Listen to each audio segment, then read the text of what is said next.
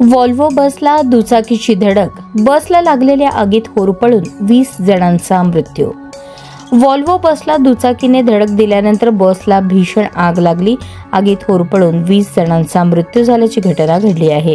आंध्र प्रदेशातील कुर्नूल येथे हैदराबाद बेंगळूर महामार्गावर एका व्हॉल्वो बसला दुचाकीला धडक दिल्यानंतर भीषण आग लागली। हैदराबादहून बंगळुरूकडे जाणाऱ्या बसमध्ये एकूण 40 जण होते। दुर्घटना इतकी मोठी होती की काही मिनिटातच बस ही जळून खाक झाली।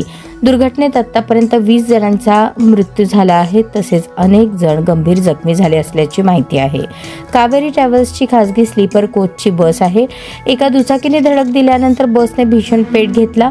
मिळालेल्या माहितीनुसार मध्यरात्रीनंतर हा अपघात झाला। त्यावेळी बसमधील अनेक प्रवासी गाढ झोपेत होते। दुचाकीला धडकल्यामुळे बसच्या इंधन टाकीजवळ आग लागली आणि ती काही क्षणात संपूर्ण बसमध्ये पसरली। आगीची तीव्रता इतकी मोठी होती की प्रवाशांना बाहेर पडायला फारसा वेळ मिळाला नाही। दुपारी 3च्या सुमारास कावेरी ट्रॅव्हल्सची व्हॉल्वो बस हैदराबादहून बंगळुरूकडे जात होती। ती एका दुचाकीला धडकली। धडकेनंतर दुचाकी ही बस खाली अडकली, त्यामुळे कदाचित ठिणगी पडली आणि आग लागली, असं कुर्नूलचे पोलीस अधीक्षक विक्रांत पाटील यांनी सांगितलं। ही एसी बस असल्याने प्रवाशांना खिडक्या फोडाव्या लागल्या। जो कोणी काच फोडू शकला ते सुरक्षित आहेत, असंही त्यांनी सांगितलं।